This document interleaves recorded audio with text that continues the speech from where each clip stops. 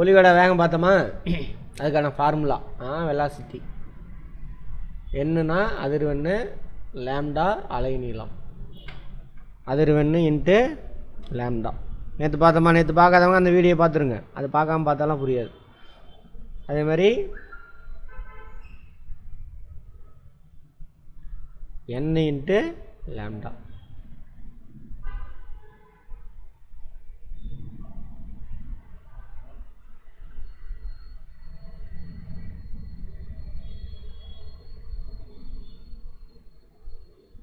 அலை நீளத்துக்கு அலகு என்ன?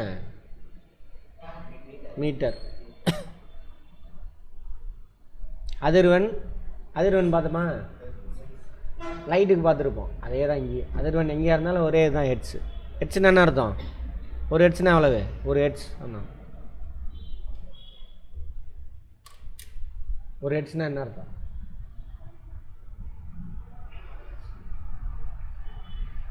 ஒரு புள்ளியை ஒரு செகண்டில் ஒரு புள்ளியை ஒரு அலை கிராஸ் ஆச்சுன்னா அந்த அலைக்கான அதிர்வெண் என்னது? ஒரு ஹெட்ஸு. ஒரு புள்ளியை இந்த அலை, ஒரு அலை என்னென்ன இது, இதிலேருந்து இது வரைக்கும் அல்லது இதிலேருந்து இது வரைக்கும். இந்த புள்ளியை ஒரு செகண்டில் எத்தனை அலை கிராஸ் ஆகுது? ஒரு அலை கிராஸ் ஆனாக்கா அதிர்வெண் எவ்வளவு? ஒரு ஹெட்ஸ். எவ்வளோ செகண்டில்? ஒரு செகண்டில். ஒரு செகண்டில் 2 அலை கிராஸ் ஆனால் 2. 1000 அலை கிராஸ் ஆனால் 1000 ஹெட்ஸ். ஒரு செகண்டில் இந்த பாயிண்ட்டை 1000 அலை கிராஸ் ஆகும். சரியா? அதான். அப்போது அங்கே தான் மின்காந்த அலைக்கு பார்த்தா அதே கதை தான் இங்கேயும்.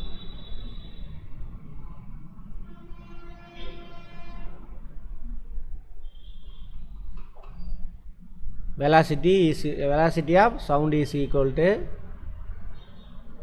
frequency into wavelength. எப்படிமா போடுறது? அதை ஏதோ ஒன்று ரைட், அவ்வளோதான். எப்படி போடுவீங்க நீங்கள்? அப்படி போட்டுருவீங்களா? எப்படி போட்டு இப்படி போட்டுருவீங்களா? அவ்வளோதானா? ஈஸியாக இருக்குது. தேங்க்யூ.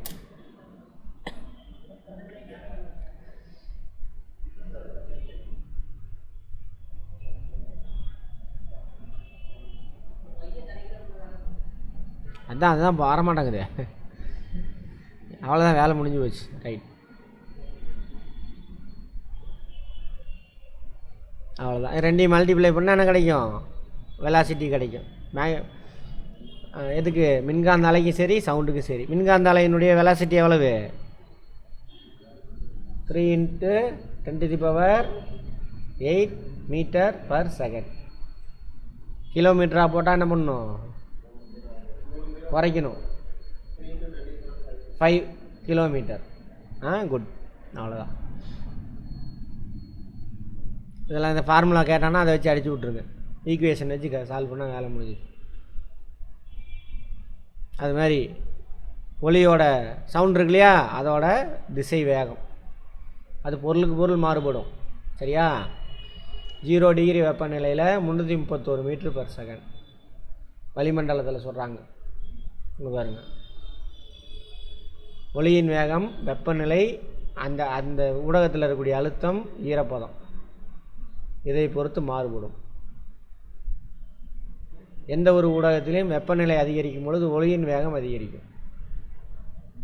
சவுண்ட் இருக்குல்ல, வெப்பநிலை அதிகரிக்கிறதுனா என்ன அர்த்தம்? வெப்பநிலைன்னா என்ன? டெம்பரேச்சர், வைப்ரேஷன் ஆஃப் மாலிகுல் எந்த அளவுக்கு அது வருதோ அதுதான். அதானே சவுண்டுன்னு என்ன அர்த்தம்? வைப்ரேஷன். ஆல்ரெடி வெப்பநிலை அதிகமாக இருந்துச்சுனாக்கா ஆல்ரெடி அது இருந்துக்கிட்டு இருக்குது. கரெக்டாக? இப்போ அதில் ஒளி ட்ராவல் ஆகுது. அப்போ என்ன, இன்னும் கொஞ்சம் அதிர்வு அதிகமாக இருக்கும். புரிஞ்சிச்சு? ஓகேவா? அப்போ வெப்பநிலை உயரும் பொழுது அதில் ஒளியோட வேகம் என்ன ஆகும்? அதிகமாகும். அதனால தான் நம்மளாம் வெப்பமண்டலம், சத்தம் போட்டு தான் பேசுவோம். சரியா? அங்கே லண்டனு அங்கெல்லாம் போனீங்கன்னா குளிர் மண்டலம், அங்கே மெதுவாக பேசுவோம். மெதுவாக பேசினா போதும், சவுண்டு கேட்கும் நல்லா. ஓகேவா? ரைட், பார்ப்போம். 0 எடுத்துக்காட்டு சொல்கிறான். 0 டிகிரி வெப்பநிலை காற்றில், வளிமண்டலத்தில். காற்றுனே தப்பு தான், வளிமண்டலம் தான் சொல்லணும். ஒளியோட வேகம் எவ்வளவு? 331 மீட்டர்/செகண்ட். 22 டிகிரி செல்சியஸில் எவ்வளோவா? 344 மீட்டர்/செகண்ட். அப்போ எதை எடுத்துக்கணும்? என்ன அபிஷேக், தெரியுற மாதிரி உட்காருங்க அந்த பக்கம்.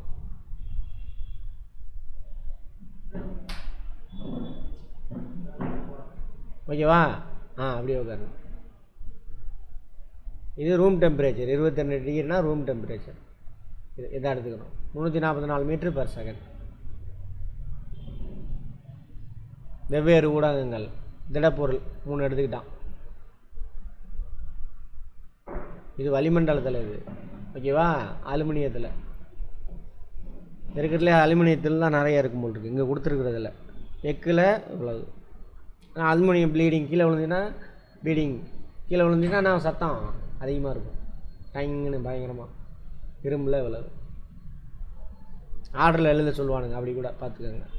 திரவங்களில் கடல் நீர், காய்ச்சிய வடிகட்டிய நீர். காய்ச்சி வடிகட்டிய நீர் எது? டிஸ்டில்டு வாட்டர் இருக்கா? இதுக்கெல்லாம் ஊற்றுறீங்களா? அது பியூர் வாட்ரு, அதில் கம்மியாகுது. கடல் நீரில் மினரல்ஸ் அதிகமாக இருக்கும், டென்சிட்டி அதிகம், அதில் அதிகமாக இருக்கும். நைட்ரஜன், ஆக்சிஜன், சரி ஹைட்ரஜனா? நைட்ரஜன் தான், ஹைட்ரஜன். மேலும் அறிந்து கொள்வோம்.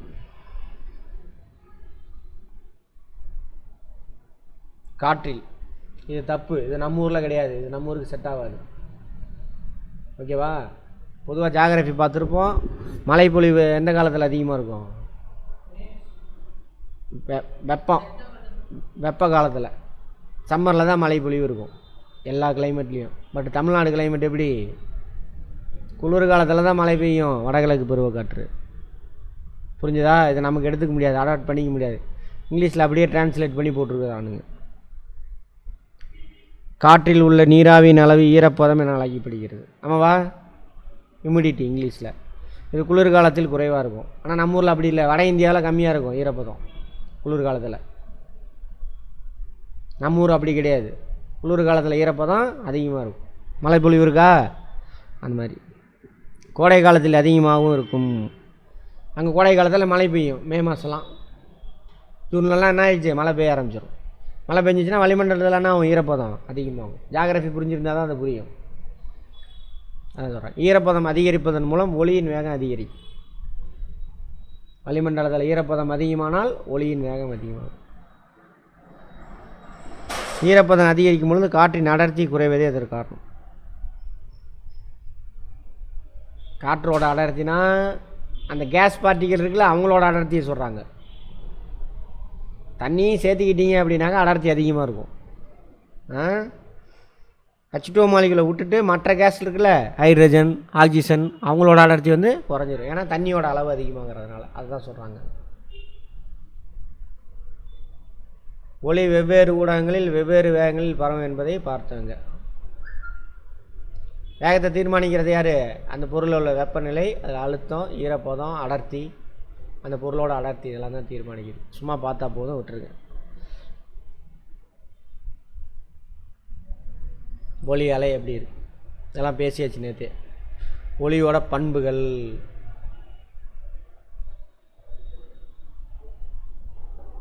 ஒளி அலை இருக்கு இல்லையா, அதில் பண்புகள். சவுண்டு,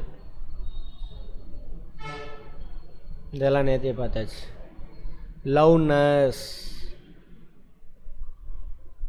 உரப்பு, முக்கியமானது ஒரு 3 இருக்குது. Loudness, pitch, quality or timbre. First loudness, உரப்பு. உரக்க கேட்குதா இல்லையா? கத்துறோம். லவுட்னஸ்.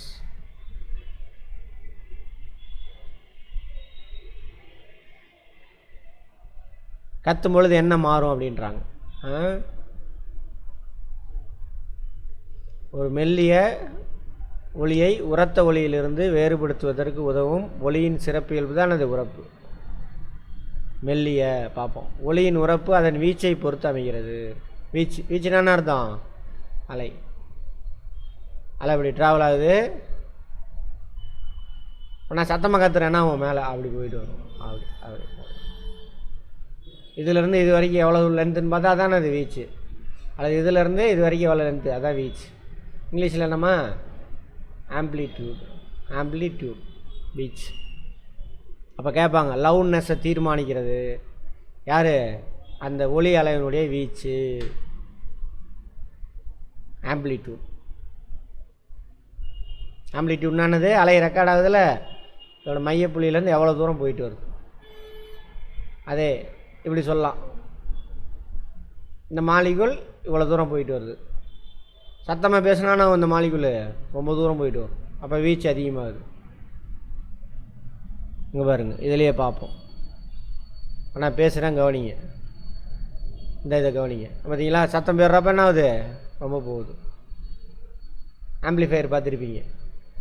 பாட்டில் சவுண்ட் அதிகமாக வரும்பொழுது என்ன ஆகும்? நல்லா மேலே வரைக்கும் அது வரும். அந்த மாதிரி கேட்பாங்க. அப்போ உரப்பை தீர்மானிக்கிறது அது வீச்சு. ஒரு அலையின் வீச்சு அதிகமாக இருக்கும் பொழுது ஒளி சப்தமாகவும், வீச்சு இப்போ சத்தமாக இருக்குன்னு அர்த்தம். வீச்சு கம்மியாக இருக்குது, அப்போ என்ன ஆகும்? சத்தம் குறைவாக இருக்கும்.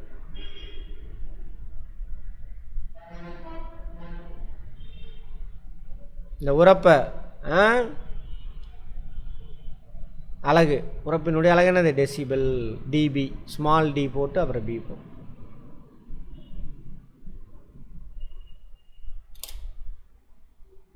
இந்த இடத்துல ஒளி மாசுபாட்டை அளக்கிறதுக்கு எது பயன்படுத்துவாங்க? டெசிபலில் தான் சொல்லுவாங்க. சேலத்தில் எத்தனை டெசிபல் இருக்குது அப்படின்னு சொல்லிட்டு. அப்போ ஒளியினுடைய உரப்பை பதிவு செய்ய பயன்படக்கூடிய அளவு, உரப்பை குறிக்க பயன்படும் அலகு, யூனிட் என்னது? டெசிபல். அலையின் வீச்சு என்பது அதிர்வரும் துகள்கள் ஒன்று மையப்புள்ளியிலிருந்து அடையும் அதிகபட்ச இடப்பெயர்ச்சி. கரெக்டா? முன்னாடி போட்டனே ஒரு படம் போட்டோமே, எங்கே போட்டோம்?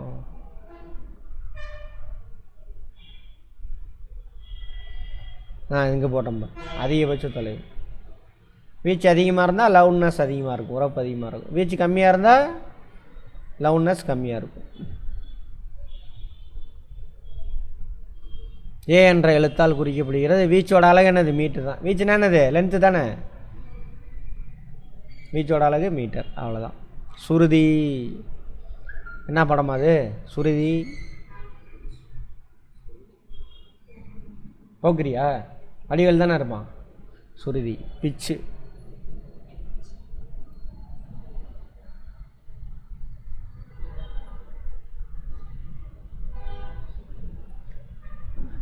சிறப்பியல்பு. ஒரு தளர்வான ஒளி அல்லது கீச்சிடும் ஒளி.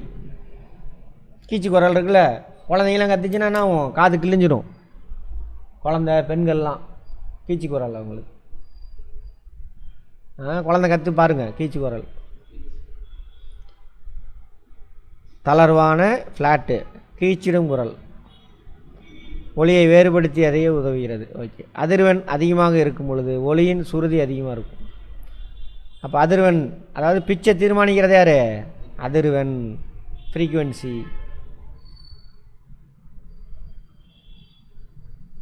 இங்கே இருக்குது அதிர்வெண். கேட்பாங்க, ஐஏஎஸ் யூபிஎஸ்சியில் கேட்டிருக்காங்க கொஸ்டின். இந்த கொஸ்டின் ஆனால் சாதாரண விஷயம். அதிர்வெண்ணா என்னென்னு தெரியும். இப்படி வச்சுக்கலாமா? ஒரு அதிர்வெண்ணா அர்த்தம், இங்கேருந்து மாலிகுல் இங்கே போயிட்டு இங்கே வந்துட்டு திரும்ப இங்கே வந்துட்டு இங்கே வரணும், அதான் ஒரு அதிர்வெண். அதிர்வெண் அதிகமாக இருந்துச்சுனாக்கா எது அதிகமாக இருக்கும்? சுருதி அதிகமாக இருக்கும். அப்போ குழந்தைங்க பெண்கள்லாம் கீச்சு குரலாக இருக்கும், அவங்களுக்கு அதிர்வெண் அதிகம் ஆண்கள் பேசுகிறதோட. குழந்தைகள ஆண் ஆணாகவும் பெண் பெண்ணாகவும் மாறக்கூடிய ஏஜ் எது? Adolescent age. அது வரைக்கும் ரெண்டு பேருமே குழந்தைங்க தான். ஒரே மாதிரி தான் எல்லா கேரக்டர் இருக்கும். ஆண் குழந்தையாக இருந்தாலும் பெண் குழந்தையாக இருந்தாலும் சத்தம் ஒரே மாதிரி தான் இருக்கும், கீச்சு குரலாக இருக்கும். ஏன்னா அவங்க தொண்டையில் உருவாகக்கூடிய அந்த ஒளி அலையினுடைய அதிர்வெண் அதிகமாக இருக்கும். அப்புறம் ஆணாக மாறுறான்ல அடாலசன்ட் ஏஜில். அப்போ தான் நான் எல்லாத்தையும் ஃபீல் பண்ணியிருப்பீங்க எல்லாருமே. நீங்கள் தம்பியெல்லாம் பார்த்துருப்பீங்க. ஆமாவா? அந்த கட்டை இது மாறும், பேச்சு மாறிடும். சின்ன குழந்தையிலேருந்து பேச்சு இருக்காது. அந்த கட்டை வரலை அப்படின்னாக்கா அவன் பொண்ணுங்க வயசு மாதிரி ஆயிரும் அவனுக்கு. ஒரு சிலருக்கு வளராது இந்த இது. எல்லாருக்குமே வளர்ந்துருக்கும். அப்போ தான் மாறும். மீசை முளைக்கும், தாடி வளரும். அதான் அடாலசன்ட் ஏஜ். அப்போ ஆண் குழந்தை ஆணாக மாறக்கூடிய ஸ்டேஜ். அப்போ என்ன அவன் தொண்டை அந்த வாக்கல் கார்டு வந்து உருவாகும், கட்டை குரலாக மாறும். அப்போ சுருதி குறைஞ்சிரும். ஆண் வயசுக்கு என்ன ஆயிரும்? சுருதி தானே? ஆமாம், பிச்சு குறைஞ்சிரும். அவன் பேசக்கூடிய வயசுலன்னா அவன் ஃப்ரீக்குவென்சி குறைஞ்சிருச்சின்னு அர்த்தம். ஆமாம், ரைட். அதிக சுருதி ஒரு ஒலிக்கு மென்மையை கொடுக்கிறது. அதிக சுருதி அதுனா அதான் சாஃப்டாக இருக்கும். ஆனால் காது கிழிஞ்சு போயிடும். பெண்கள் வயசில் எப்படி இருக்குது? சாஃப்டாக தானே இருக்குது. குழந்தை வயசு எப்படி இருக்கும்? சாஃப்டாக இருக்கும். ஆமாம். விசில், மணி, புல்லாங்குழல் இதெல்லாம் சாஃப்டாக தான் இருக்கும். ஆனால் விசிலை காதில் வச்சு ஊதிங்கன்னா என்ன ஆகும்? காது கிழிஞ்சிட்டு போயிடும். ஏன்? ஃப்ரீக்குவென்சி அதிகம். சாஃப்டாக இருக்கும் ஆனால் ஃப்ரீக்குவென்சி அதிகம். அப்படின்னா என்ன அர்த்தம்? ரொம்ப தூரத்தில் வந்து உள்ள இதில் போய் இயர் ட்ரம்மில் போய் டம்முன்னு அடிக்கும். இயர் ட்ரம் அதை அப்சர்வ் பண்ணும். அதான் காது கிளியறது. கற்பனை பண்ணுங்கள், வேலை முடிஞ்சு போச்சு. கேட்பாங்க, இந்த மாதிரி சுருதியை தீர்மானிக்கிறது யார்? எது? அதிர்வெண். அதுக்கு முன்னாடி என்ன பார்த்தோம்? உரப்பு லவுட்னஸை தீர்மானிக்கிறது எது? அந்த ஒலி அலையினுடைய ஆம்ப்ளிடியூடு. கேள்வி, முக்கியமான கேள்வி. இதெல்லாம் எத்தனாவது புக்கில் இருக்குது? 8வது புக்கில் இருக்குது. 8வது தானே பார்த்துக்கிட்டு இருக்கோம். ஆமாம். புல்லாங்குழல், வயலின், விசில், மணி சாஃப்டாக இருக்கும். ஆனால் சவுண்ட் அடிச்சிங்கன்னா அவன் காது கிழிஞ்சிட்டு போயிடும். வைப்ரேஷன் முன்னாடி ஏன்னா அவன் பயங்கரம் இப்படி வந்துட்டு வரும் இங்கே உள்ள மாலிகுல். இயர் ட்ரம்மில் அப்போ என்ன அவன் பயங்கரமாக டம்முன்னு அடிக்கும். இயர் டைம் அது தாங்கணும். ட்ரம்ஸ் அடிக்கிற மாதிரி பார்த்துக்கோங்க. ஆமாம் ஆமாம் ஆமாம். அதிக சுருதி கொண்டவை விசிலு, மணி, புல்லாங்குழல், வயலின், குழந்தைங்க, பெண்கள் வயசு, குழந்தைங்க வயசுலாம் பாருங்க அதிக சுருதி கொண்டதாக இருக்கும். அதனால் சாஃப்டாக இருக்கும். பட் என்ன காது கிழிஞ்சிரும் கற்றுனாங்கன்னா. அதனால தான் ஒரு பெண்ணின் குரல் ஆணின் குரலை மென்மையானதாக உள்ளது. சிங்கத்தின் கர்ஜனை இதெல்லாம் வந்து சுருதி கம்மி. டம்மு டம்மு டம்முன்னு இருக்கும். காதெல்லாம் கிழிக்காது. மத்தளத்தின் ஓசை எல்லாம் சுருதி குறைந்த சுருதி கொண்டவை. நல்ல ட்ரம்ஸ் எப்படி அடித்தாலும் நம்ம காது ஒன்று அந்த மாதிரிலாம் இதெல்லாம் ஆகாது. ஆனால் அந்த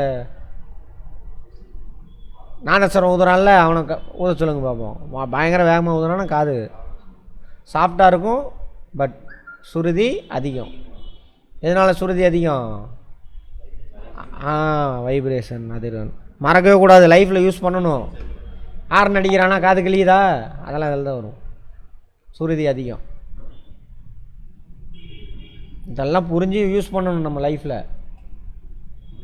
எல்லாம் கண்டுபிடிச்சி கொடுத்துட்டானுங்க, ஆனால் யூஸ் பண்ண மாட்டேன்னாக்கா என்னது சொல்கிறது? எக்ஸாமுக்காக படிக்காதீங்க தயவு செஞ்சு. அதுவும் சிவில் சர்வெண்ட்டு அப்படி இருக்கவே கூடாது. அங்கே லைஃப் அங்கே போய் நீங்கள் அப்ளை பண்ணணும் இதை புரிஞ்சு வச்சதெல்லாம். அப்போ தான் சமூகத்துக்கு நல்லது நடக்கும். இவனுக்கு போய் இதை மனப்பாடம் பண்ணி எழுதி அங்கே போய் பெஞ்சு தேய்ச்சிக்கிட்டு உட்காந்துட்டு கிடக்குறானுங்க. அப்புறம் தெருமாங்கோலை விடுறது தண்ணியில், அதெல்லாம் இவனுக்கு பண்ணி விட்டது தான். முட்டா பசங்க மனப்பாடம் பண்ண குரூப் பண்ண வேலை தான் அதெல்லாம். சரியா? ஆமாம் ஆமாம். அடுத்த தரம் அதை விட்டுருங்க, அடித்ததெல்லாம் அப்புறம் பேசிக்கலாம். யோசிங்க, சிந்திங்க. தரம் குவாலிட்டி அல்லது டிம்பர்.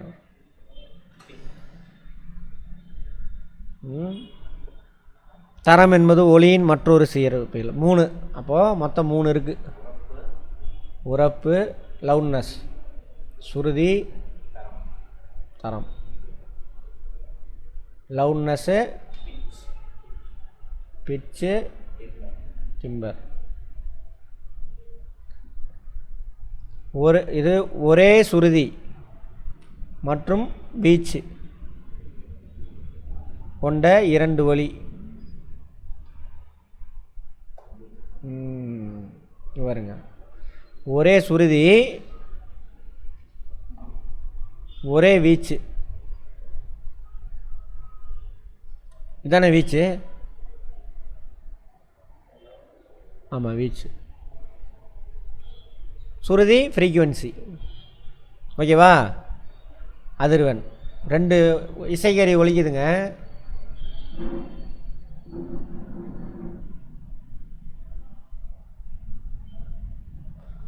வீச்சு வந்து எதை தீர்மானிக்கும்?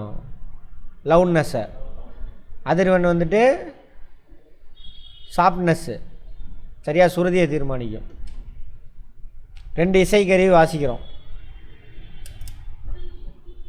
புல்லாங்குழல் அப்புறம் வீணை, ரெண்டு இசைக்கருவி வாசிக்கிறோம்.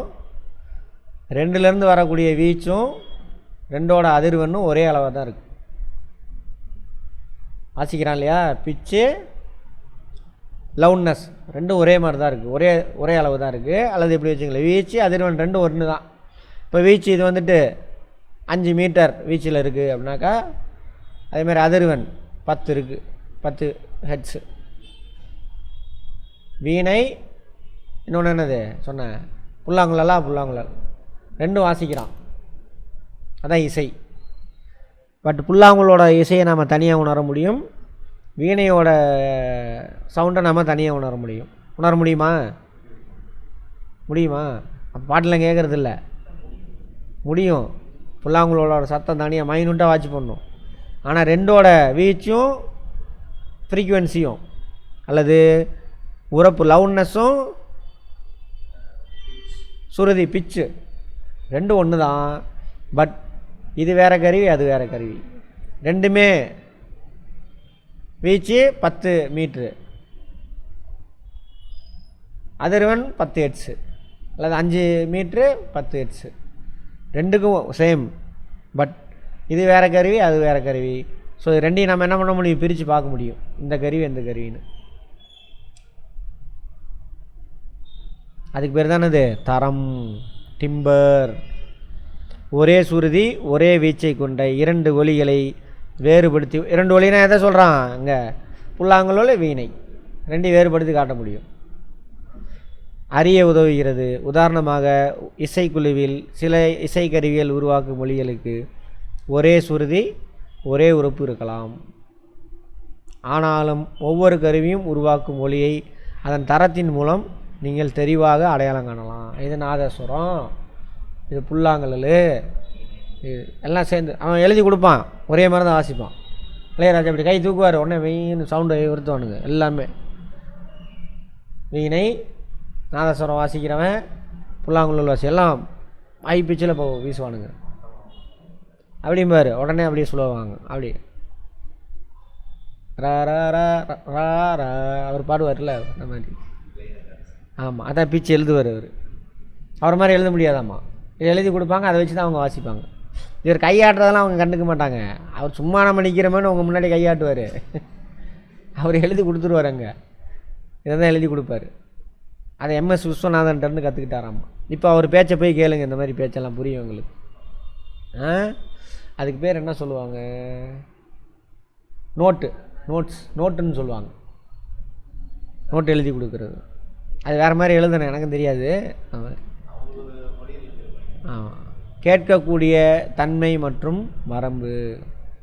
மனிதனால் கேட்கக்கூடிய ஒலி அலை, எல்லா ஒலி அலையும் நம்மளால கேட்க முடியாது, சரியா? ஒலி அலை இந்த ரேஞ்சில் இருக்கணும். ரேஞ்ச் என்னென்ன அர்த்தம்? வீச்சு தான் ரேஞ்சு. குறைஞ்சபட்சம் எவ்வளவு, அதிகபட்சம் எவ்வளவு.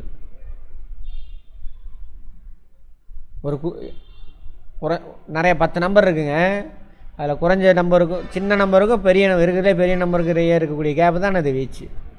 இதுலேயும் பார்த்துக்கங்களே, இதான மைனஸு, அங்கே போயிட்டு ரிட்டன் வரும், இதான் வீச்சுன்னு சொல்கிறாங்க.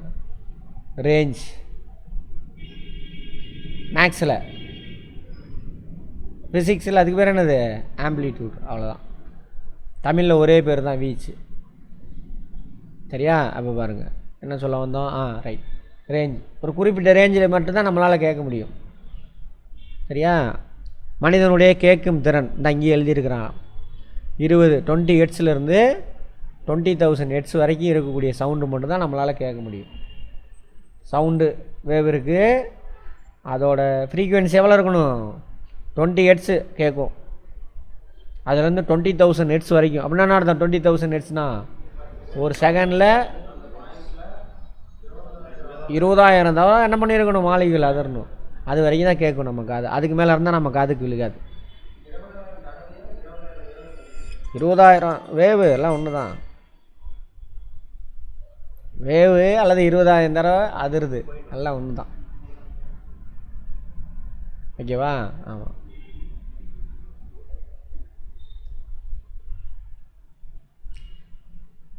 தடவை அது ஒரு தடவை அதிருதான் அது ஒரு வேவ் மாதிரி அங்கே ரெக்கார்ட் ஆகும். கரெக்டா? அப்படின்னா என்ன அர்த்தம்? 20,000 தடவை அதிருது அந்த ஒரு மாலிகுல் அப்படின்னு அர்த்தம். அது வரைக்கும் 20 தடவை அது இருந்தாலும் கேட்கும். வளிமண்டலத்தில் உள்ள 20,000 தடவை வரைக்கும் நமக்கு அதுக்கு நடுவில் 20 தடவை 100 தடவை 1000 தடவை அதானே இது 1000 ஹெர்ட்ஸு ஒரு செகண்டில் நம்மளால் கேட்க முடியும். 20,000 தடவைக்கு மேலே அதிருது அல்லது 20,000 ஹெர்ட்ஸ் அவன் இதில் சொன்னால் 20,000 ஹெர்ட்ஸுக்கு மேலே இருந்துச்சுன்னா 20,001 ஹெர்ட்ஸு இருந்தாலும் அதிர்வெண் அந்த ஒலி அலையினுடைய அதிர்வெண் நமக்கு கேட்காது. பட் அதை ஒரு சில விலங்குகள் கேட்கும், ஒரு சில விலங்குகளுக்கு கேட்கும். அது மாதிரி 20 ஹெர்ட்ஸு கீழே இருந்தாலும் என்ன ஆகுது? நமக்கு கேட்காது. 19 ஹெர்ட்ஸ் அதிருது, கேட்காது. ஒரு சில விலங்குகளுக்கு கேட்கும். அதனால தான் பாருங்கள், நம்ம எதுவுமே கேட்காது நைட்டு உக்காந்துருப்போம், திடீர்னு நாய் குலைக்கும். இந்த காட்டில் கீட்டில் இருந்தீங்கன்னா மாடு மேனு கத்தும். இந்த பாம்பு ஊறி வருதில்ல, அப்பயே வைப்ரேட் ஆகும். மாலிகுலும் பாம்போட ஸ்கின்னும் வைப்ரேட்லாம் ஆகும். மண் இருக்குல்ல, மண் கல்லெல்லாம் அது வைப்ரேட் ஆகும். அது கம்மியான ஹெட்ஸாக இருக்கும், அது நமக்கு கேட்காது. மாட்டுக்கு கேட்கும், அதான் கத்தும். கிராமத்தால் இயற்கையோடு வாழ்கிறவன் எந்திரிச்சு உடனே போவாங்க, மாடு என்ன கத்துது போய் பார்ப்பாங்க. இப்படி தான் என்னாச்சுன்னா, இந்த சுனாமி வந்துச்சுல 2004. அப்போ பார்த்தீங்கன்னா அந்தமான் நிக்கோபாரில் தீவுகளில் நிறைய பழங்குடியின மக்கள் இருக்கான், நம்மளோட இயற்கையாக வாழ்ந்துக்கிட்டு இருக்கான். சென்டினல் தீவா ஏதோ ஒன்று. அங்கே போய் சுற்றி பார்க்குறேன், எவனாவது ட்ரைப்ஸ் செத்து போயிருக்கான்னு ஒருத்தன் கூட சாவலை. என்னடாண்ணா, அங்கே விலங்குகள்லாம் சுற்றிக்கிட்டு இருக்கா, அதுங்களுக்கு அந்த கடல் அலை வருதில்ல, அது நிலநடுக்க வந்து அதனால் அந்த சுனாமி வருது வேகம், அந்த சவுண்டு இது உணர்ந்துருச்சு. ஸோ எல்லாம் ஓடிடுச்சுங்க. அதை பார்த்தோன்னே என்ன பண்ணுறான், இங்கே ஏதோ சம்திங் தப்பு நடக்க போகுதுன்னு தெரிஞ்சோன்னே இவனை என்ன பண்ணிட்டான், உயரமான இடத்துக்கு ஓடிட்டான், தப்பிச்சுக்கிட்டான். அது மாதிரி நம்ம ஊர்லேயும் நடந்துச்சு. அந்த கடற்கரையில் எங்கெங்கெல்லாம் சுனாமி வந்துச்சோ, கட்டாமல் இருந்த ஆடு மாடெல்லாம் தெரிச்சு ஓட ஆரம்பிச்சிருச்சு, நாயெல்லாம் ஓட ஆரம்பிச்சிருச்சு. கட்டி இருந்த ஆடு மாடு தான் செத்து போச்சு. அதை பார்த்து நம்ம உணரலை நிறைய பேர். ஏன் நம்ம தானே அது மாடர்ன் லைஃபுக்கு வந்துட்டோம்ல, காட்டுவாசி உணர்ந்தான் எஸ்கே போயிட்டான். நிறைய பேர் செத்து போயிட்டானுங்க நம்ம ஊரில். ஓகேவா? ரைட். அப்போ மனிதனால் கேட்கக்கூடியது எவ்வளவு கேட்பாங்க? ஆடிபிள் ரேஞ்ச் ஆஃப் சவுண்ட் அப்படிம்பாங்க. ஆடிபிள் ரேஞ்ச் ஆஃப் சவுண்ட், வரம்பு, வீச்சுன்னு சொல்லணும். கேட்கக்கூடிய தன்மை மற்றும் வரம்புன்னு கூட சொல்லக்கூடாது, கேட்கக்கூடிய ஒலியின் வீச்சு அதுதான் போகணும். 3 கேட்கக்கூடியது குற்றொலி, மீயொலி. 20லேருந்து 20,000 ஹெர்ட்ஸ் வந்து கேட்கக்கூடிய வரம்பு, மனிதனால் கேட்கக்கூடியது, ஆடிபிள் ரேஞ்ச் ஆஃப் சவுண்டு. ஓகேவா? Audible range. குற்றொலி இன்ஃப்ராசோனிக், சோனினா சவுண்டுன்னு அர்த்தம், அதிலேருந்து வந்தால் தான் சவுண்டு. சோனி சவுண்டு. இன்ஃப்ராசோனிக், இன்ஃப்ரானா கம்மின்னு அர்த்தம். 20 ஹெர்ட்ஸுக்கு கீழே அதிர்வெண் கொண்டிருந்தால் அதை நம்மளால் உணர முடியாது. அதுக்கு பேர் என்னது? குற்றொலி. குறுகிய அதிர்வெண்ணை கொண்டிருப்பதுனா குற்றொலி, நம்மளால் கேட்க முடியாது. மீயொலி அல்ட்ராசோனிக், 20,000 ஹெர்ட்ஸுக்கு மேலே அதிரும், ஃப்ரீக்குவென்சி இருக்கும், கேட்க முடியுமா? அல்ட்ராசோனிக். ஓகேவா? ரைட். அதுக்கு பேர் எக்ஸாம்பிள் என்ன கொடுத்துருக்காங்க பாருங்க. குற்றொலி எங்கெங்கெல்லாம் பயன்படுதுன்னு சொல்கிறாங்க. ஆனால் யார் விலங்குகள் சொல்கிறான் பாருங்கள், நாய், டால்ஃபின் இந்த அதிர்வெண்ணில் கேட்கும். குற்றொலி கேட்கக்கூடியது எது? நாய், டால்ஃபின். இவை கண்காணிப்பு அமைப்புகளில் பயன்படுத்துகிறாங்க. கண்காணிப்புனா அங்கே எப்படி சொல்லலாம், குற்றவாளியை ஐயோ செக்யூரிட்டின்னு வச்சுக்கோங்க. இப்போ எல்லையிலலாம் எவனா திருடங்கட கிராஸ் ஆகிறானா அப்படின்ட்டு. அதேமாதிரி ஒரு சில கேமராலாம் இருக்கும், அங்கே அந்த பக்கம் இருந்து எதாவது சவுண்டு வந்தால் மட்டும் என்ன பண்ணும், ஆன் ஆகிக்கும். அந்த மாதிரி அதுக்கு மனிதனின் இதயத்தின் அமைப்பை பற்றி அறிய உதவுது. எதாம்மா குற்றவாளி. கார்டியோகிராம் இருக்கான்ல வைப்பாங்க, ஹார்ட் நல்லா இருக்கா இல்லையா அப்படின்னு சொல்லிட்டு எடுக்கிறது. இந்த சவுண்டை உள்ளே அனுப்புவாங்க, அது போய் பட்டுட்டு ரிட்டன் வரும் குற்றவாளி. அப்போ அந்த படத்தை வரைஞ்சிரும். அப்போ ஹார்ட்டில் எங்கேயாவது பிளாக் இருக்கா, ஒழுங்காக இயங்குதா, அதுக்கெல்லாம் யூஸ் பண்ணுவாங்க. கேட்பாங்க கார்டியோகிராமில் மனித இதயத்தின் அமைப்பு அறிய உதவக்கூடியது எது? மீயொலி, குற்றொலி, மின்காந்த அலை கொடுத்துருவான். எது? குற்றொலி. மீயொலி 20,000 ஹெட்ஸுக்கு மேலே வைப்ரேஷன் இருந்துச்சு, அது ஹெட்ஸுன்னா முடிஞ்சு போச்சு. அதிர்வெண் இருந்தால் அது வந்து என்னது, அந்த ஒலி மீயொலி. நம்மளால் கேட்க முடியாது. வவ்வால் மீயொலி. நாய் குற்றொலியும் கேட்குது, மீயொலியும் கேட்குது. அங்கேருந்து மனுஷங்க கேட்கக்கூடிய சவுண்டும் கேட்கும், மீயொலியும் கேட்கும். எதுக்கு? நாய், டால்ஃபின்லாம். வவ்வால் நம்ம கேட்குறது கேட்கும் ஓரளவுக்கு. அதேமாரி குற்றொலி கேட்காது வவ்வாலுக்கு, மீயொலி கேட்கும். ஏன் அவ்வளோ தூரம்? அதுவே சவுண்டு எழுப்பிட்டு தான் போகும் வவ்வால். இருட்டில் பயாலஜியில் பார்த்துருப்போம். அந்த வவ்வாலை பற்றி நிறைய தெரிஞ்சுக்கலாம். கண் இல்லம்மானுங்க, காது இல்லம்மானுங்க, டுபா கூறுங்க. கண்ணெல்லாம் இருக்கும் அதுக்கு, போய் பாருங்கள். வவ்வாலுக்கு காது இருக்கும், அதுக்கு மனுஷன் மாதிரியே இருக்கும் வவ்வால். போய் பார்த்தீங்கன்னா பார்த்துருக்கீங்களா?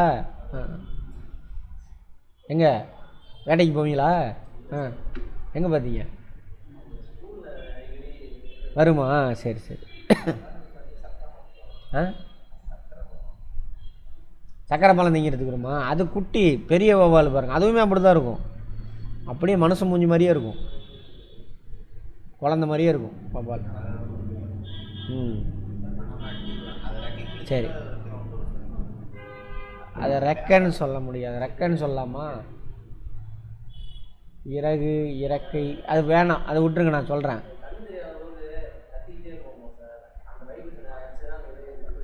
அதே தான் பார்ப்போம். அதே தான் அதை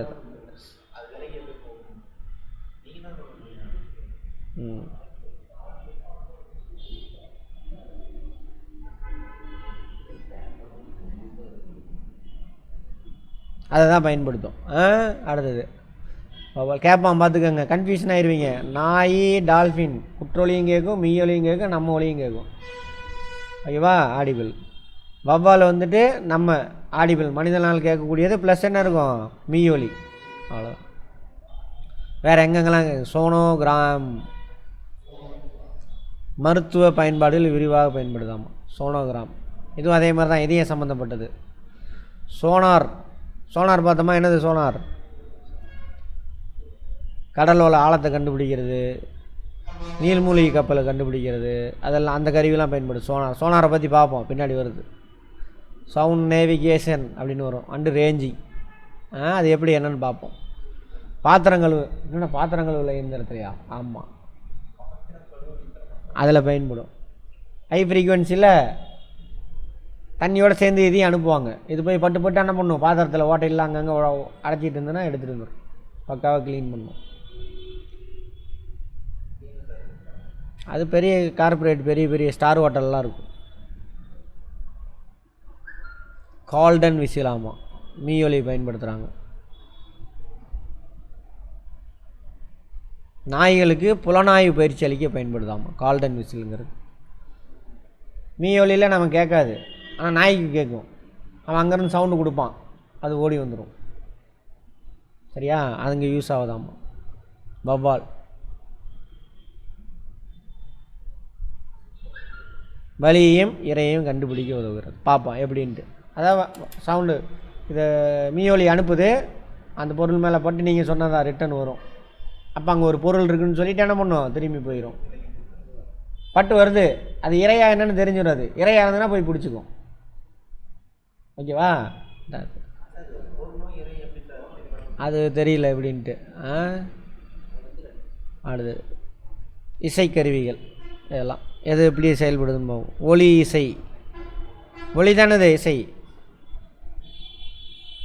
ட்ரம்பட் இதுக்கு பேர், சாக்ஸஃபோன் இதெல்லாம் சவுண்டு. இதில் காற்று கருவி, காற்றுனா அதிர்வு தான். அடுத்து இது அதிர்வு முரசு, பெருமுரசு, இதெல்லாம் ட்ரம்ஸு. செய்ப்பலகை, கீபோர்டு, துருத்தியா இதெல்லாமா துருத்தி இங்கிலீஷில்.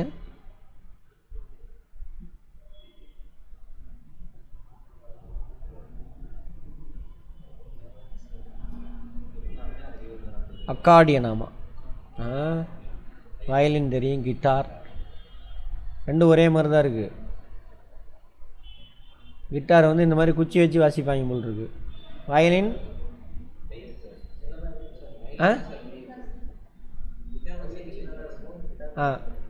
வயலின் குச்சி வச்சா வயலின் குச்சி வச்சு, கிட்டாரு ஒரு கம்பி, விரல கம்பி கம்பி.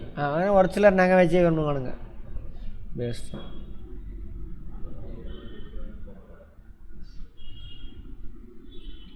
இதெல்லாம் கேள்வி கேட்டிருக்கான் பார்த்துக்கோங்க. காற்று கருவிகள், நாணல் கருவிகள், கம்பி கருவிகள், தாள வாத்தியங்கள். விண்ட் இன்ஸ்ட்ருமெண்ட், புல்லாங்குழல், அதெல்லாம் வந்து என்னது விண்ட். கேள்வி வந்திருக்கு, இது பார்த்துருக்காங்க டிஎன்பிசியில். ரீடு இன்ஸ்ட்ருமெண்ட், நாணல். நாணல் நாணல்லாம் இது மவுத்தார்கான் அதெல்லாம் இருக்குல்ல, அது இந்த இதெல்லாம் இந்த மாதிரி இருக்கலாம் நாணல். அது ஹார்மோனிய பெட்டி, அதெல்லாம் நாணல். அதுவும் காற்று தான், பட் வேறு. கம்பி கருவிகள் தெரியும் உங்களுக்கு, கித்தாரு அதெல்லாம் தாள வாத்தியம். காற்று கருவிகள் எக்காலம், புல்லாங்குழல், ஷனாய், அது வட இந்தியாவில் இருக்குது யூஸ் பண்ணுறது. சாக்ஸஃபோன்.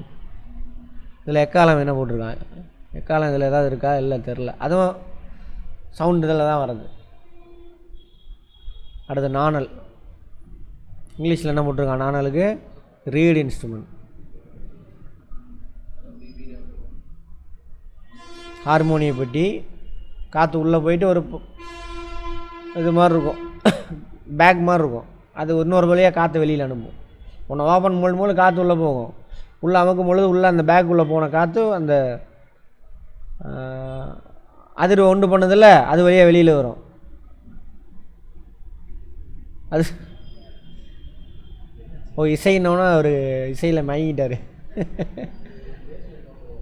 அதில் உள்ளே பூந்து வரும் காற்று, வரும்பொழுது தானே ஆகும் அந்த வைப்ரேஷன் உருவாகும், சவுண்ட். அது நாணல்காரு. Reed, reed. ஹார்மோனியம், மவுத்தார்கானு, அதெல்லாம். ஹார்மோனியம் பெட்டி பார்த்துருக்கீங்களே, கையில் கீழே வச்சு குமாரி அந்த பாட்டு வரும்ல, அதில் வச்சுட்டு கழுத்தில் தொங்க போட்டு. யார் வாசிப்பா? வடிவேலா? வடிவேலா?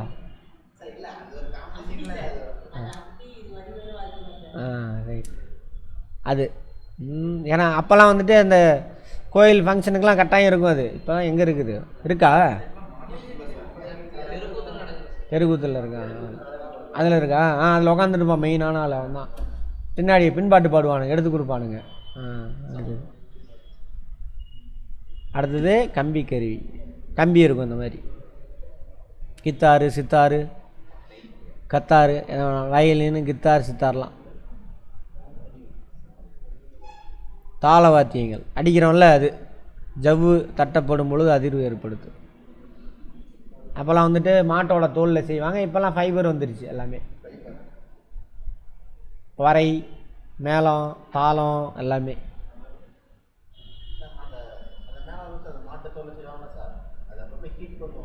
ஆமாம் ஆமாம்.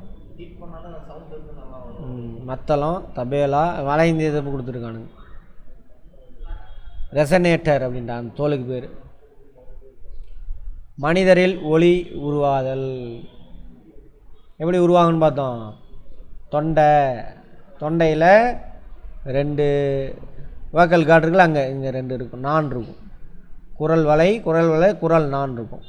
இதான் பேப்பரை மடித்து வச்சு ஊற்றுறோம்ல, 2 பேப்பரை மடித்து ஊற்றுனா ப்ரன்னு சத்து வரும்ல. அப்போது அதே மாதிரி தான் நம்ம தொண்டைக்குழியில் 2 பேப்பர், அது தசையால் ஆனது, மசில்னால் ஆணுச்சு. அது வழியாக என்ன ஆகும் பார்த்துருப்போம் நம்ம. ஒன்று வந்து நம்ம தொண்டைக்கு கீழே போகணும். தொண்டைக்கு தாண்டினோம், தொண்டைக்கிட்ட என்ன ஆகுனா 2 குழல் இருக்கும். ஒன்று வாயு குழல் லங்ஸுக்கு போகும், இன்னொன்று உணவு குழல் எங்கே போகும்? இறைப்பைக்கு போகும். சாப்பாடு சாப்பிட்டிங்கன்னா இதில் சாப்பாடு உள்ளே போகும். அப்போ இங்கே ஒரு மூடி இருக்குன்னு கூட பார்த்துருப்போம், ஒரே மூடி தான் வால்வு. அதனால தான் சாப்பிடும்பொழுது பேசக்கூடாதும்பாங்க. பேசுனா என்ன ஆகும்? நுரையீரல்லேருந்து காற்று வெளியில் வரும். அப்போ என்ன ஆகும்? இது மூடாது, இது திறந்துருக்கும். அப்போ பேசிக்கிட்டே சாப்பிட்டீங்கன்னா என்ன ஆகும்? சாப்பாடு இதில் போய் விழுந்துடும். பேசிக்கிட்டே சாப்பிட்டா என்ன ஆயிரும்? இதில் போய் விழுந்துடும். ஏன்னா பேசும்பொழுது என்ன ஆகும்? நுரையீரல்லேருந்து காற்று வெளியில் வரும், சரியா? மூச்சுக்குழல் வழியாக காற்று வெளியில் வரும். அப்போ வெளியில் வரும்பொழுது அந்த சவுண்ட், அந்த இது இருக்குல்ல, இது வழியாக வரும். இது அட்ஜஸ்ட்மெண்ட் பண்ணும். நீ இப்போ என்ன பேசணும்னு நினைக்கிற அட்ஜஸ்ட்மெண்ட் ஆகும். அதுக்கு தகுந்த மாதிரி என்னது அது தப்பு நடந்துடும். அதுக்கு தான் முழுங்கும் பொழுது ஓகே, அது ஏதாவது தப்பு நடந்துடும். அதான் சாப்பிடும் பொழுது இன்னும் நிறைய விஷயம்லாம் இருக்குது. ருசித்து சாப்பிட மாட்டீங்க. பேசிக்கிட்டு இருந்தீங்கன்னா கண்டது கிடையாது பேசிட்டு அது என்ன திங்கிறனே தெரியாது, லபக்கு லபக்குன்னு முழுங்கிட்டு இருக்கோம். நம்ம தானே அதில் என்ன டேஸ்ட் ஏதாவது பார்க்குறோம், அதுக்கு முன்னாடி டேஸ்ட்டு, அதுக்கப்புறம் கண்டுக்க மாட்டோம். ருசித்து சாப்பிடும்பொழுது தான் என்ன ஆகும்? சாட்டிஸ்ஃபைடு வருதா? உமிழ்நீர் வரும். உமிழ்நீர் வருமா? உமிழ்நீர் தான் என்ன பண்ணும்? ஃபஸ்ட்டு டீகம்போசர் சாப்பாட்டை அது கலந்து உள்ளே போய் வயிற்றில் அதெல்லாம் மிக்ஸ் ஆகி அதான் என்ன பண்ணும்? பெரிய மாளிகையில் சின்ன சின்னதாக உடைக்கும். அப்போ உமிழ்நீர் இல்லாமையே போகும். லபக்கு லபக்குன்னு என்ன பண்ணுது? முழுங்கிட்டு அப்புறம் ஜீரணம் ஆகாமல் உட்காந்து நெளிஞ்சிட்டு கிடப்போம், சரியா? பாம்பு நெளிகிற மாதிரி. பாம்பு என்ன பண்ணும்? அது உமிழ்நீர் அதெல்லாம் இல்லை, எல்லாம் டபக்குன்னு முழுங்கிடும், உள்ளே போயிடும், இப்படியே நெளிஞ்சிட்டே இருக்கும். அப்புறம் கொஞ்சம் கொஞ்சமாக அதுக்கு இறை பையிலே என்ன பண்ணும்? இந்த உமிழ்நீர் மாதிரியான அந்த ஜீரண இது சுரந்து கொஞ்சம் கொஞ்சமாக டைஜஷன் பண்ணும். அதெல்லாம் 2-3 மாதத்துக்கு பாம்பு எந்திரிக்காது, அப்படியே படுத்து கிடக்கும். அதை போய் அடிச்சிங்கனாலும் ஒன்றும் பண்ணாது, நெளிஞ்சிட்டு கிடக்கும். அப்படி தான் நிறைய பேர் சாப்பிட்டு எந்திரிக்க மாட்டான். கிராமத்தில் கூட திட்டுவாங்க, ஏடா பாம்பு மலை பாம்பு மாதிரி நெளிஞ்சிட்டு கிடக்குறான் சாப்பிட்டுவிட்டு அப்படிம்பாங்க. ஆமாம், கிராமத்தில் இருக்க என்னமோ. ஆமாம், சிட்டிலெல்லாம் மாறி போச்சு அப்படி. ஆமாம், அப்படின்னா மேலே போயிடுச்சுன்னு அர்த்தம். ஆமாங்க, அதை விடுங்க. அது ஏன் நடக்குதுன்னு யோசிங்க. காற்று வெளியில் வருது, நீ சாப்பாடு உள்ளே போகுது. காற்று எந்த வழியாக வரும்? தொண்டை நுரையீரல்லேருந்து மூக்கு வழியாக தான் வெளியில் வரும். அப்போ சாப்பாடு தூக்கிட்டு வந்துடும் அது மேலே. புரிஞ்சுதா? புறையேறுதும்பாங்க, இதெல்லாம் இதுதான். அப்புறம் இரும்பு அந்த புறையேறுறது தானே. ஆமாம், ஏறிட்டு யாரை திட்டுறாமானுங்க, யாரை நினைக்கிறாங்க, யாரை திட்டுறாமாங்க ஒரு சிலர். டுபா குரூப் நீ எதையோ யோசிச்சுக்கிட்டு பேசிக்கிட்டு இருந்ததுனால அது உள்ளே போய் விழுந்துருச்சு, சரியா? ஆமாம், அது மாதிரி புறையேறி செத்தவங்களாம் இருக்காங்க. குழந்தைங்களாம் பால் குடிக்கும் பொழுது நிஜமாக தான் புறையேறி செத்தவங்களாம் இருக்காங்க. இது போய் அடைச்சிக்கும் குழந்தைக்கு. பழைய கிளறு கட்டையெல்லாம் கண்டுபிடிச்சிருவாங்க. உடனே 2 மணி நேரம் தலைகளை தொங்க விட்டு அடித்து சாப்பாடு வெளியில் வந்துடும். என் குழந்தை பிறந்திருந்தப்பயே அந்த திண்டுக்கல் ஜிஹெச்சில் இருக்க குழந்தை ஒரு அம்மா கத்துறது என்னன்னா பால் குடிக்கிறப்ப குழந்தை இறந்துருச்சு. அது நம்ம கிளடு கட்டைங்க அங்கே இருந்ததுன்னா என்ன பண்ணும்? அழகாக தட்டி மூக்கில் ஊதி உறிஞ்சிருப்பாங்க, பாலை காப்பாற்றிருப்பாங்க. சின்ன விஷயம், அங்கே எல்லாம் சின்ன சின்ன பிள்ளைங்கனால தெரியல. வேறு இதெல்லாம் சரி. இதுதான் இந்த சயின்ஸ் புரிஞ்சு அந்த வேலையெல்லாம் செய்யலாம். சயின்ஸ் புரியலன்னா என்ன ஏதோ ஐயோ கடவுள் பிடிச்சிட்டான், அவனுக்கு நேரம் சரியில்லை, அது சரியில்லை, ஏண்டா நம்ம தானே. அப்புறம் ஜாதகம் பார்த்தேன், நீ போகும்பொழுதே அவன் ஜாதகாரனு மூஞ்சி பார்த்தேன், இவனுக்கு கெட்ட காரியத்துக்கு தான் இங்கே வரான். நல்ல காரியத்துக்கு அவன் நல்லா இருக்கிறவன் வேணா ஜாதகம் தூக்கிட்டு போவியா? போவேன், பொண்ணு பார்க்குறதுக்காக போவேன். அப்போ தெளிவாக அப்படி ஃப்ரெஷ்ஷாக போவீங்க. அப்போ கண்டுபிடிச்சிருவான் ஏங்க செத்தான், ஜாதகத்தை தூக்கிட்டு போவீங்க. அவருக்கு போன மாதமே செத்துருக்கணுங்க, தப்பிச்சிட்டாருங்க, அவருக்கு ஆயுசு முடிஞ்சிருச்சுங்க, அதனால் நீங்கள் என்ன பண்ணாலும் அவர் பொழைச்சிருக்க மாட்டாருங்க அப்படிமா. உன்ட்ட ஆட்டையை பொண்ணுன்னு நினச்சானா போதும், அவ்வளோதான். அதுக்கப்புறம் அடுத்து ஆட்டையை பொண்ணுன்னா ஏங்க ஒரு நல்ல நேரம் இல்லாதப்போ இறந்துட்டார், ஸோ அடப்பு இருக்குது, எங்கே அடைச்சிக்கிட்டு இருக்காமா? அவன் தொண்டைக்குழியில் அடைப்பட்டு தானே செத்து போனான். அங்கே அடப்பு இருக்குங்க, அதை எடுக்கணும். ஆனால் இது இப்போ எடுக்க முடியாது, ஒரு 3 மாதம் தண்ணி வைங்க அது வைங்கம்மா. அட மூதேவி, அவன் எப்படி செத்தான்? ஆமாம், இப்போ ஒரு அமௌண்ட்டு தீட்டிடுவான். அப்புறம் 3 மாதம் கழிச்சு போனீங்கன்னா அது இது பரிகாரம்னு அங்கே ஒரு அமௌண்ட்டு தீட்டுவான். சரியா? இதெல்லாம் மூடப்பழக்கம் வழக்கம் எல்லாமே. சரி.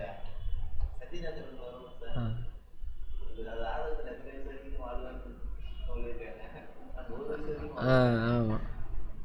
தொண்டையில் உள்ள லாரிங்ஸ் எனப்படும் குரல் ஒலி பெட்டியில் உருவாகிறது. இங்கே தான் உருவாது. அந்த குரல் பெட்டி இருக்குல்ல, இந்த பெட்டி தான் பெட்டி. வோக்கல் கார்ட், லாரிங்ஸ் அதுக்கு பேர் இங்கிலீஷில் உருவாது. இது மூச்சுக்குழாயின் மேல் பகுதியில் அமைந்துள்ளது. மூச்சுக்குழாய் ஸ்டார்டிங் பாயிண்ட் சொன்னால, ரெண்டாவது பெரிய இது உணவு குழல், இது மூச்சுக்குழல். ஃபஸ்ட் இடமே தான் இந்த இடத்துல இருக்கும். இங்கே வழியாக தான் உள்ளே போகும். குரல் நான்கள் எனப்படும் தசை நார்கள் அதுக்குள்ளே நடுவில் இருக்கும். 2 தசை நார் இருக்கும். பேப்பர் மாதிரி சொன்னாலும் அது வழியாக தான் காற்று உள்ளே போகும். நீ என்ன பேசணும்னு விரும்புறியோ அதுக்கு தகுந்த மாதிரி என்ன பண்ணும், அது அட்ஜஸ்ட்மெண்ட் பண்ணும். அந்த குரல் நாள் இருக்குல்ல, சுருங்கி விரியும். ஸோ அதுக்கு தகுந்த மாதிரி ஃப்ரீக்குவென்சி அதிர்வெண்ணோட ஒலி உருவாகும். அதான் பாருங்க. குரல் நான்கள் எனப்படும் தசை நார்கள். தசை நாரால் ஆனது, மசில். தசை நார்னால் என்னென்னு நம்ம பயாலஜியில் படிச்சிருப்போம். அதால் ஆனது. குரல் வலியின் குறுக்கே கட்டப்பட்டுள்ளது.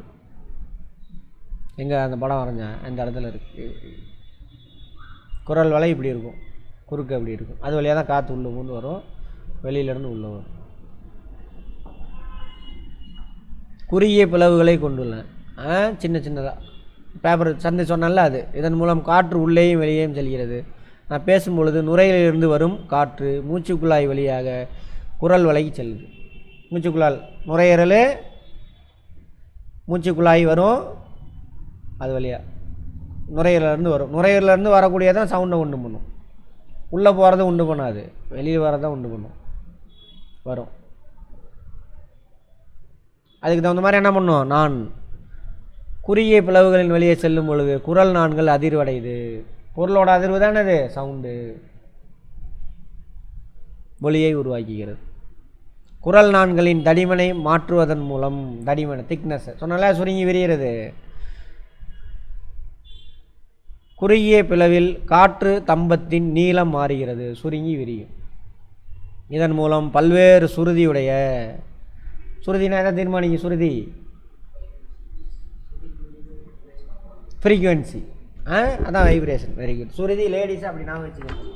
சுருதி லோடிஸ் ஃப்ரீக்குவென்சி அப்படின்னா வச்சுக்கணும். ஆமாம், அந்த சமஸ்கிருத வார்த்தைக்கெலாம் போய் அர்த்தம் பார்த்துடாதீங்க, அவ்வளோதான். எல்லாரும் பேரையும் மாற்றணும், அப்புறம் கேவலமாக இருக்குது எல்லாம். ஆமாம் ஆமாம், பிச்சைக்காரின்னு அர்த்தம். யார் சொன்னது, யாசியான்? பிச்சைக்காரி கேட்டால் நம்மளுங்க தெரியாமல் ஏதோ பேர் வித்தியாசமாக இருக்குது. வெள்ளையம்மான்னு சொன்னால் சிரிப்பாங்க, ஏன்னா அது தெரியவே தெரியுது. ஏன்னா அந்த கருப்பாக தான் இருக்கும் நம்ம ஊருக்குள்ள.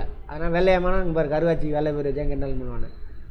யாசிக்கான்னு வச்சே தெரியாது, அர்த்தம் தெரியாது. அதனால் வேறு மொழி பேர் வைக்கிறது. பிச்சைக்காரி, பிச்சைக்காரன்னு ஒத்துக்குவாங்களா யாராவது? இது வரைக்கும் உங்கள் ஃப்ரெண்டு யாராவது யாசிக்கா இருந்துருப்பாங்களே இல்லையா? உங்கள் ஃபேமிலியிலேயாவது யாருக்காவது வச்சுருப்பாங்களே இல்லையா? அப்போ நீங்கள் ஐயர்கிட்ட பார்க்கலன்னு அர்த்தம். இன்னும் நிறைய பேர். ஐயோ அப்பா, அதெல்லாம் வேண்டாம். இந்த காலேஜில் அப்படி தான் சொல்லியிருப்பேன் முன்னாடியே. அவர் ப்ரொஃபஸரு, அந்த ஒரு பொருள் அவர் மாதிரி ஒரு பேர் சொல்லிச்சு. அவர் நம்மள மாதிரி நக்கல் பிடிச்சவர். என்னது அர்த்தத்தை கேட்டால் கேவலமாக இருக்கே. அர்த்தம் புரிஞ்சு கூப்பிட்டாலும் எப்படி இருக்கும்? அர்த்தம் தெரியாதனால நல்லா இருக்கு சத்தம். யாசிகா, யாசிகா நல்லா இருக்குது, சூப்பராக இருக்கும். அர்த்தத்தை கேட்டால் கேவலமாக இருக்கு. அவர் கேட்டார், அந்த பொண்ணு, ஒரு பொண்ணு வந்து பேர் கேட்டார், ஃபஸ்ட் இருக்குல்ல சொல்லிச்சு. அவர் சிரிக்கவே இல்லை. விஜயகுமார் சார் அந்த இந்த பேருக்கு அர்த்தம் தெரியுமாமான்னு கேட்டார். தெரியாது சார். சரி தெரிஞ்சிட்டு வந்து நாளைக்கு சொல்லு அப்படின்னு அனுப்பி விட்டார்.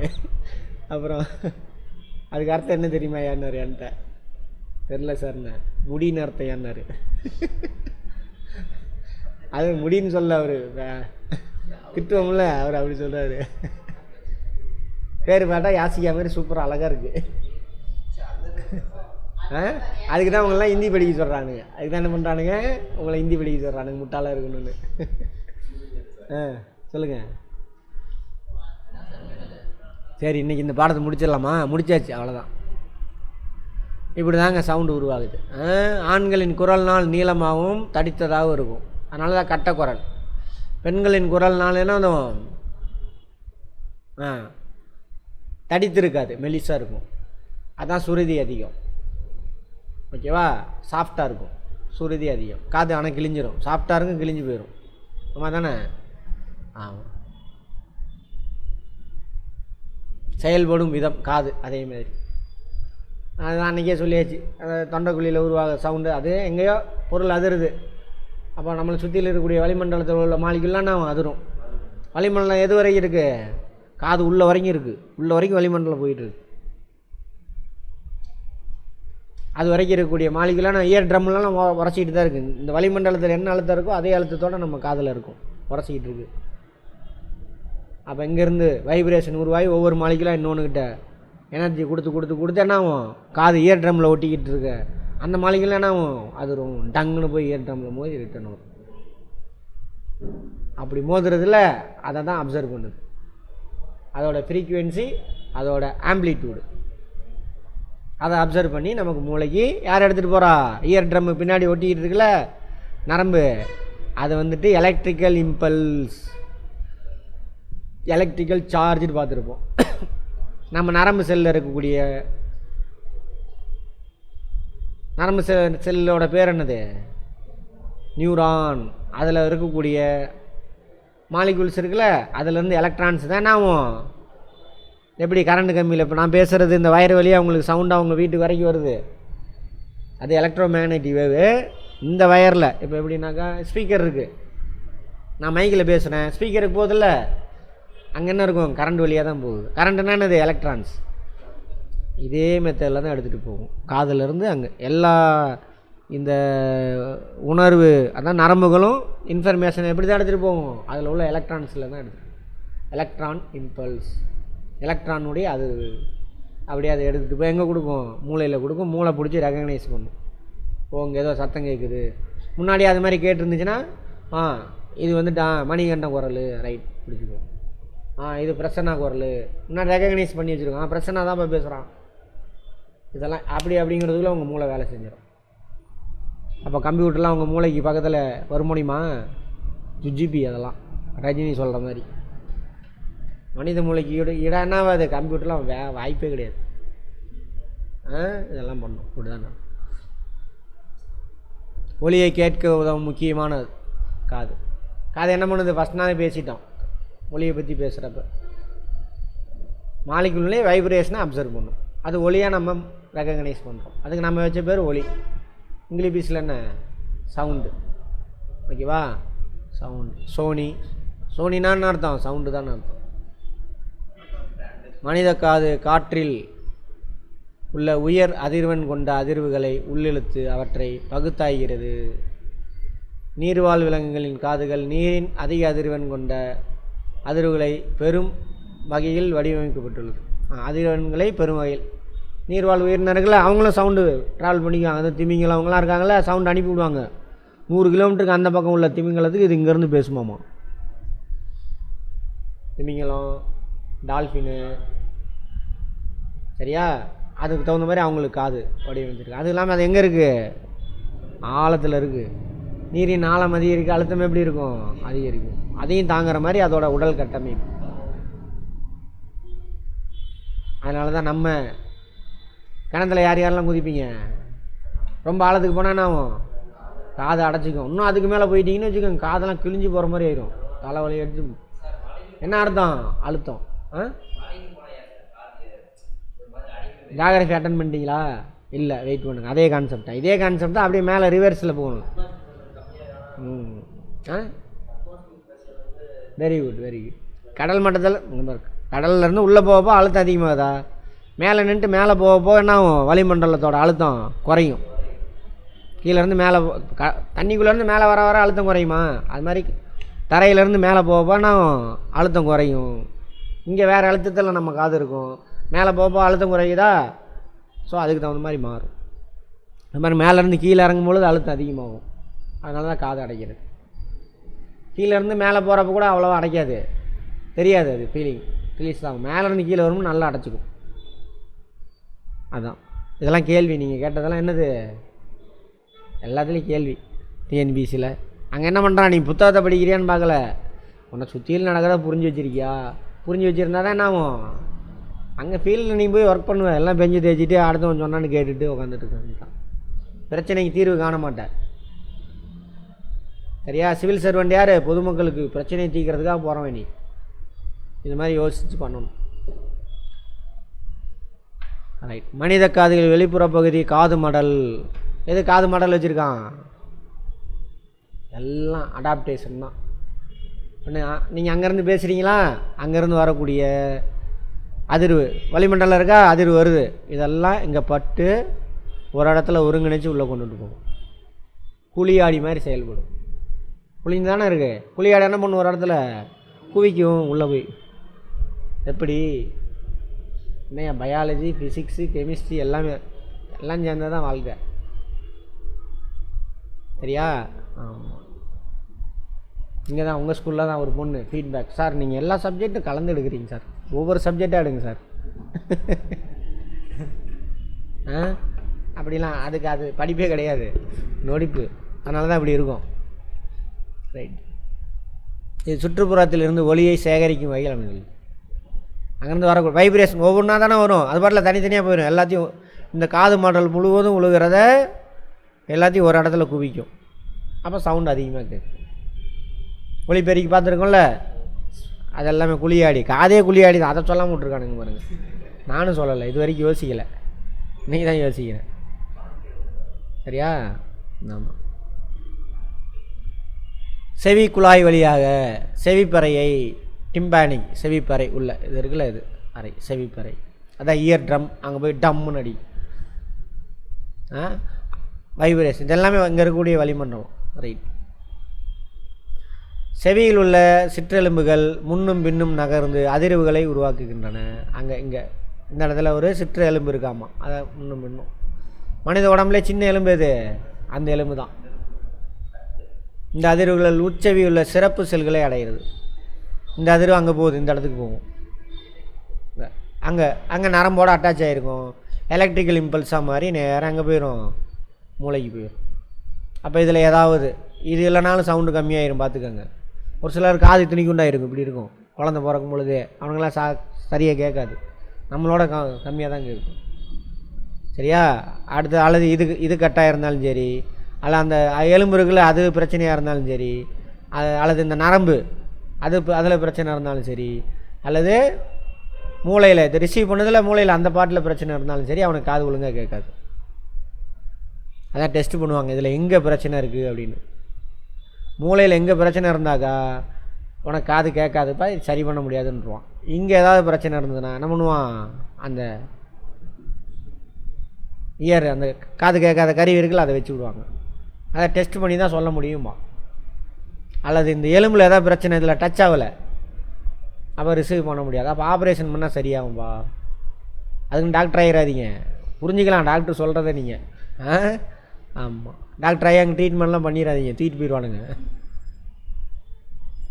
அடுத்தது இதெல்லாம் சாதாரணமாக ஒரு மனிதன் தெரிஞ்சிருக்கணும். அவன் சொன்னான்னா நம்ம புரிஞ்சுக்கணும், டாக்டர் சொல்லாத புரிஞ்சுக்கிற அளவுக்காவது வேணும். அதுக்கு தான் இதெல்லாம். அதனால தான் இதுக்கு பேர் என்ன, ஜென்ரல் நாலேஜ். பொதுவாக ஒரு சாதாரண ஒரு மனிதன் தெரிந்து கொள்ள வேண்டிய அறிவு.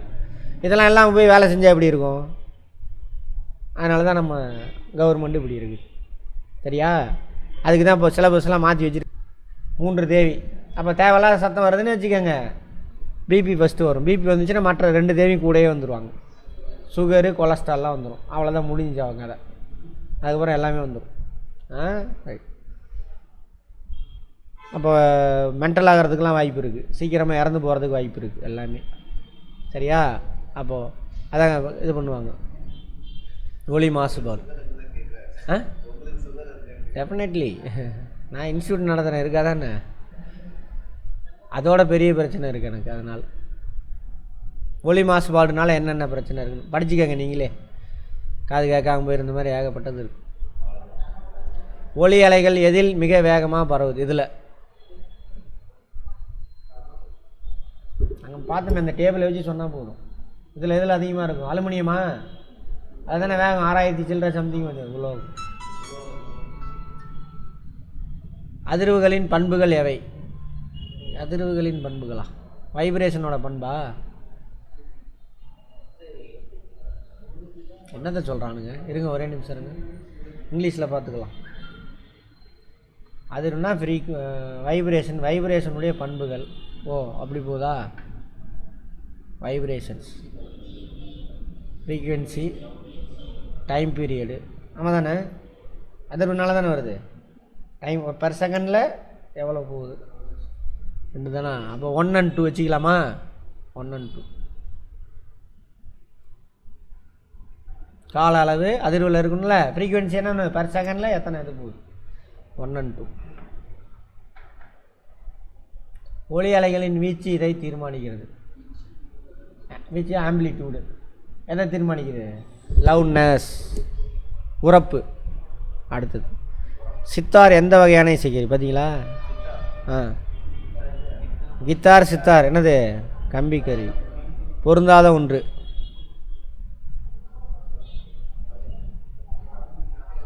இதெல்லாம் சவுண்டு ரிலேட்டடு, சாரி காற்று ரிலேட்டடு.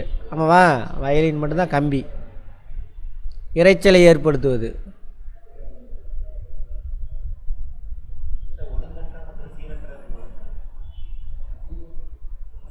ஓகே, அதே ஃபஸ்ட்டு உள்ளது வரலாம். அதிக அதிர்வெண், அதிக அதிர்வெண் கொண்டது ஏன்னா இசையாக கூட இருக்கலாம். ஓகேவா? மனித காது கேட்கக்கூடிய அதிர்வெண். ஒலி அலையின் வீச்சு மற்றும் அதிர்வெண் அதிகரிக்கும் பொழுது பின்வருவற்றில் எது உண்மையாக இருக்கும்? வீச்சு எதை தீர்மானிக்கும்? உரப்பு. அதிர்வெண், சுருதி. இது ரெண்டும் அதிகமானால் என்ன ஆகும்? உரப்பு, சுருதி ரெண்டுமே அதிகரிக்கும். கரெக்டா? கேள்வி இங்கே முடிச்சுட்டு போய் நாங்கள் போனீங்கன்னா மாட்டிக்குவோம். 2 உரப்பு அதிகரிக்கிறது, சுருதி அதிகமாக இருக்கும். இதுதான் ஆன்சரு. ஆமாம்.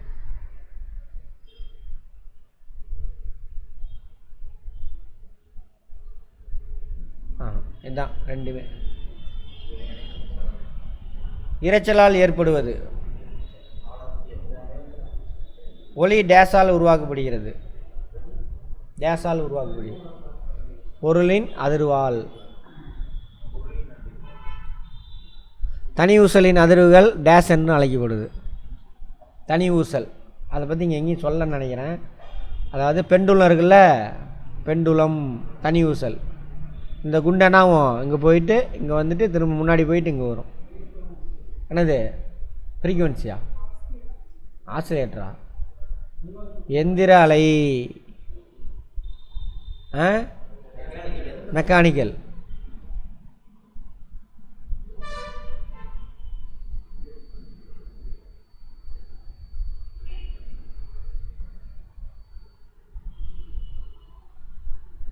மெக்கானிக்கல் வேவ்ஸா? Mechanical waves. ஒளி டேஸ் வடிவத்தில் பயணிக்கிறது. அலை வடிவத்தில். அலை. உங்களால் கேட்க முடியாத உயர் அதிர்வெண் கொண்ட ஒலிகள் டேஸ் எனப்படுகிறது. மீ ஒலி, இங்கிலீஷில் அல்ட்ராசோனிக். ஒளியின் சுருதி அதிர்வுகள் டேஸை சார்ந்தது. ஒளியின் சுருதி அதிர்வுகளின் எதை சார்ந்தது? அளவை, அதிர்வுகளின் அளவை சார்ந்தது. இதெல்லாம் ஒரு கேள்வின்னு கேட்டிருக்கிறானுங்க. அதிர்வரும் கம்பியின் தடிமன் அதிகரித்தால் அதன் சுருதி குறையும்.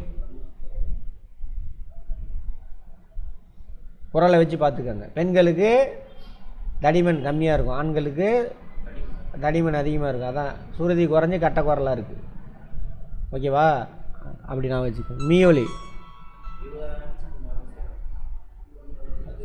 காற்றில் ஒளியின் வேகம் தப்பு தப்பாக போட்டிருக்கானுங்க. 331 மீட்டர்/செகண்ட் எதில்? 0 டிகிரி செல்சியஸில். கரெக்டா? ரூம் டெம்பரேச்சர் எவ்வளவு? 344.